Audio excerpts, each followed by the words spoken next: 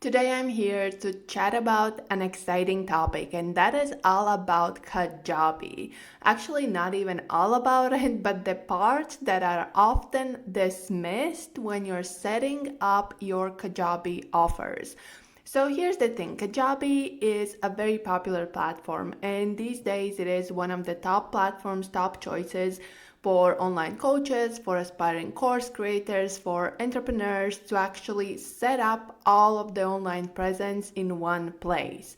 Yes, on Kajabi, you can build your website, you can set up your digital courses, you can create live programs, you can have a community, you can sell coaching offers, and well beyond that. Plus, all of the backend can be directly automated there as well, which means that when a purchase comes in, your audience receives an email. Maybe they get an upsell, they get into email sequence, the whole thing is automated. So that is definitely great news for many, as the whole backend setup and automatizing these steps can be rather challenging. However, as I always say, there isn't one perfect fit platform for everyone. And this is also the case. I have been very vocal about the fact that I don't love Kajabi per se, but I understand how for many creators it can be a great choice.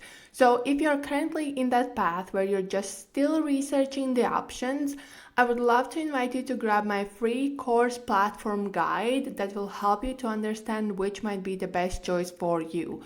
You will find the guide direct link to it below in the description. Now, as I already mentioned, I want to be talking about things that are often overlooked when it comes to Kajabi. Because I have to say, Kajabi overall can be great. As I already mentioned, for many, this will be a great choice. So the offer, the setup, like what they're giving you for the price, it can be reasoned if you are actually using the features, right? So if you are on the path of, for example, creating a course and you already have a website, you already have your email marketing, you just want to have a platform to set up your online course, I would suggest exploring other options.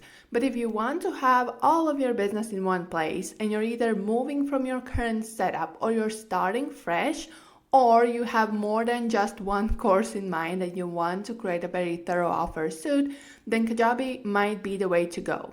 One of the things about Kajabi, and of course there are guides online, there are YouTube videos, the Kajabi itself helps you to work through every step.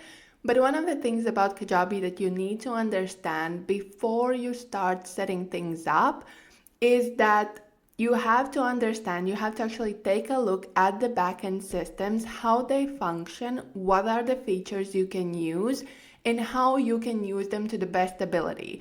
Because yes, Kajabi has great features, but you need to know how to use them and you need to understand your overall user journey to actually make sure that you are creating the best experience every step along the way, right?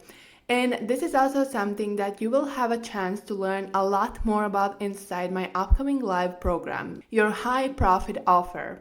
This program is focused on helping you to create a high-end course that will generate profit in your business. Inside, you will learn not only the practical side of planning and creating the offer itself, but also how to make sure that your user experience is excellent every step along the way. This is actually going to be a huge focus in this live program. And if you are struggling with the platform setup, no matter what is the platform, and you're unsure about your user experience and you want to make sure that you're providing the best experience your users possibly could ask for, make sure to check out this program. Now let's get into it. Even though this will be very Kajabi specific and I want to be going through specific setups and specific things to look out for, this will also apply for other platforms and other user experiences. Yes, for some platforms it's a bit simpler. For some platforms the offers, the features, will be called different. So that is just something to keep in mind. But if you're not a Kajabi user or you're not a Kajabi user yet, then this still might be helpful for you. Now let me get myself into Kajabi as well. I am actively using it for several of my clients. And if you hear some clicks in the background, that's because I'm just already navigating through the space. I don't want to say the wrong things because every part of the Kajabi is called in a specific name, so I don't want to mix it up. So when it comes to Kajabi, you will see several different sections there, and the most important one we're looking at will be products and sales.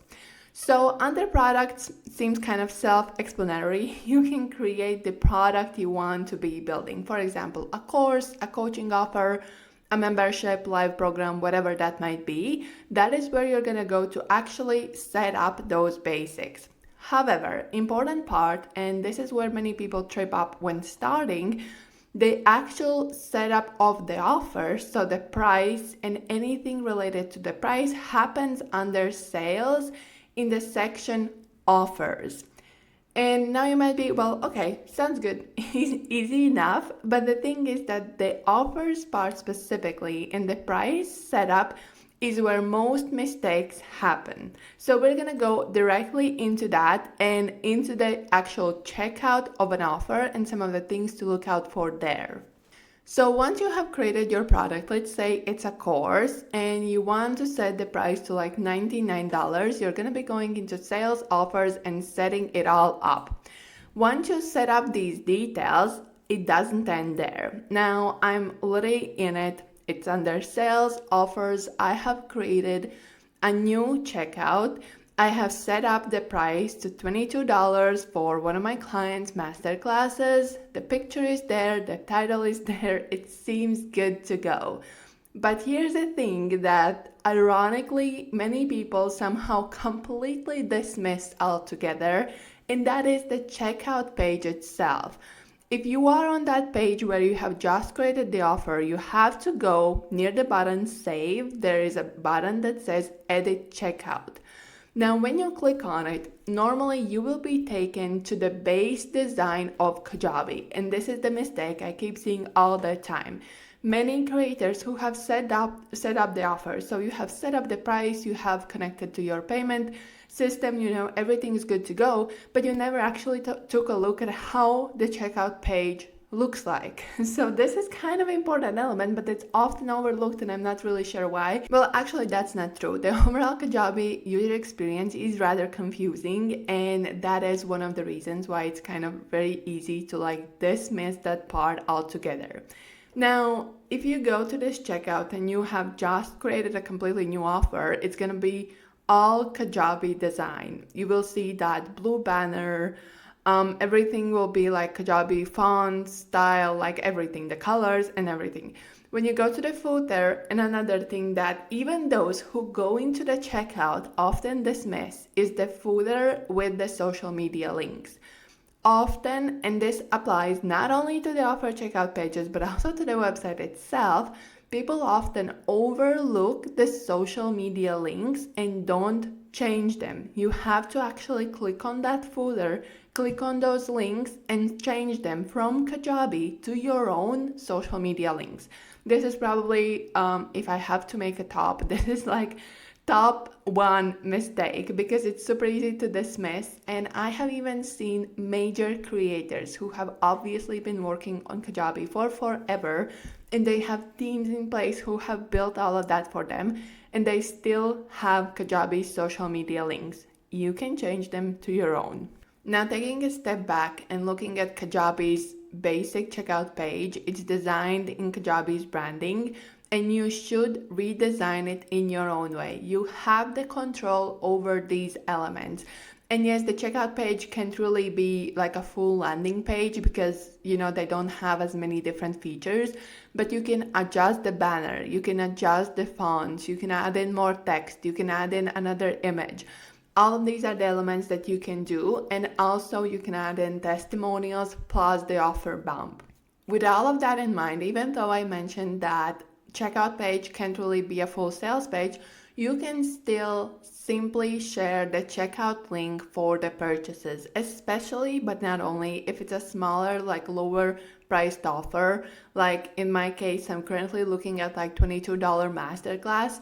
You can take just the checkout link without bothering about the sales page and share that to your audience, and they can easily make the purchase. So then in this case, the checkout will be a bit more thorough. You will want to make sure that you're including all of the key information on this checkout page. So now that you know that the checkout page must be designed, brand aligned, and actually created to look nice, you have already taken a major step forward compared to many other Kajabi users. Now, we're still going to be in the offers, but you want to head back. If you're currently on Kajabi, you want to head back to the main page. So you will be going through sales, offers, and then opening the offer that you want to be working with. So you're kind of on the base setup. You're not in the edit checkout section anymore. Another big tripping point here is the automated emails. Now, every offer you create must have automated emails. And I mean, you don't need to add them, obviously, but it would create a better user experience if you create brand aligned automated emails, not the base what the Kajabi sends out, which is automatically set up there. Now, if you are on the page I mentioned, you will want to scroll down, and when you see the post-purchase section, you can see post-purchase email. There's an option default email, custom email, or none. So you can send out here the default email, it's perfectly fine, but then you scroll down and there's automation section. Now, this is again where it gets tricky, especially when it comes to the overall backend setup. You want to be going to marketing, so you first have to actually set up that sequence you want to send out. And all of this is easy peasy if you have just one offer, but it can get really confusing if you have more than one. And this is one of the reasons why I consider Kajabi a rather hard platform to use, because even if you know what you're doing, it can just be so easy to overlook these elements, especially if you have more than just one offer and maybe you keep creating different offers and, for example, different price points. That alone can be confusing, but then you also have to make sure that all of this backend is in place. And again, I have to remind you that if this is something you're struggling with, or maybe you're just afraid of it in the first place because it feels like an overwhelming journey, make sure to check out my upcoming live program, Your High Profit Offer. We're gonna be talking about all of this backend, and you will be able to receive support directly from me as well. So no matter what platform you're working on, I will make sure that you actually do all of this setup and that all of this user experience is there in the best possible way. So back to automations we go. We're in the offers, we have scrolled down, we're in automation section, and you automatically want to click add automation, but you need to create it first. So you will be going to marketing and you will click on automations there. And now you have to actually create the email sequence that you want to be adding. And this will get even more tricky, so follow me. Now, we're in automations, we click new automation, and you can't really create the email sequence there. What this new automation says is that when this action happens, you can choose the action, then this action will happen, and you can choose what will happen when somebody, for example, enrolls in your course. So now, instead of starting with automations, you actually have to go into email campaigns. I'm heading to marketing email campaigns right now, and you have to go to sequence and create new sequence. So actually, when you're in the sequence section, you will already see whatever sequences you already have. When you click on new email campaign on top, you will have the option to go for either email broadcast, so that's just one email, or email sequence. You will want to create email sequence where every email supports those who have enrolled in your offer. It can either upsell your next level offer, or it can explain the current offer. Maybe it's a more thorough course. Maybe they can follow along through the email as well. You can remind them about the tasks they need to take, or for example, live events, whatever might be happening, Q&As, and so on. So that is what will go into email sequence, and this is also something we're going to be diving deep into when it comes to live program. Now, once you have set up this sequence under marketing, email campaigns, now you want to go back to automation, so you can kind of see it includes different elements. It includes just so many different backend steps, and again, it's just so easy to dismiss them. It's really just the fault of Kajabi's setup, and that is one of the reasons I don't consider them the most user-friendly. Either way, you're gonna go to new automation, you will choose when, and now you're gonna go down when offer is purchased, then subscribe to an email sequence, and you will choose the offer, and you will choose the email sequence, and we're good to go. Now, this is just one offer, right? When you have more offers, there are some things that when you duplicate, for example, the offer, you can automatically duplicate the email sequence they're going to be receiving. But obviously, the more different elements come in, the more confusing it can get, especially if you want to, for example, for different offers, you might want to offer different upsells. So even though it's the same course, depending on what price point your audience enrolled in, you might be offering different offers on the back end. So all of that can get really confusing real quick. But once you get these basics down and you actually know, you literally just have a checklist that, yes, I did this for this offer, I have this, all of that will be a lot easier. Now, these really are the biggest elements, and there are some more teeny tiny things. One of them is also the fact that many people don't really create the welcome sequence at all, but welcome sequence is a great way to, first of all, get your audience to look at the product they purchased, but also upsell the offers. So definitely don't dismiss that. Don't leave it at just the email that they receive, like approval email. Another thing is the lack of explanation for the users, and especially if there are more products or maybe they're enrolling in the community space. Community space, especially on Kajabi, is a whole another ordeal as well. If there are more offers and you want to make sure that your audience is receiving all of these details, you want to make sure that they actually see everything they have purchased, you want to include these details in the welcome sequence, and also the thank you page. You can use the thank you page for improving this user experience as well. Make sure that on the thank you page, you let them know this is the link you have to save now. This will be easy access to the content. This is where you can find us, and so on.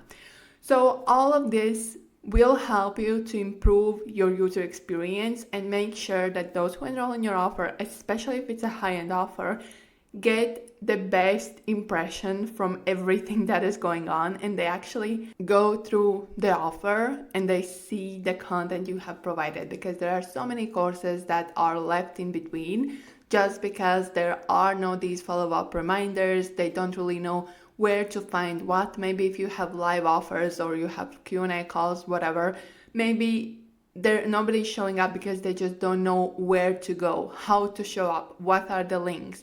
And these can be very obvious and simple things, but if you dismiss them, it can be very confusing for your audience, because you might know exactly where to go and what to do. But if your audience, if this is the first time they have enrolled in the course, which for many is the case, if it's the first time, you want to make sure that you explain every tiny detail.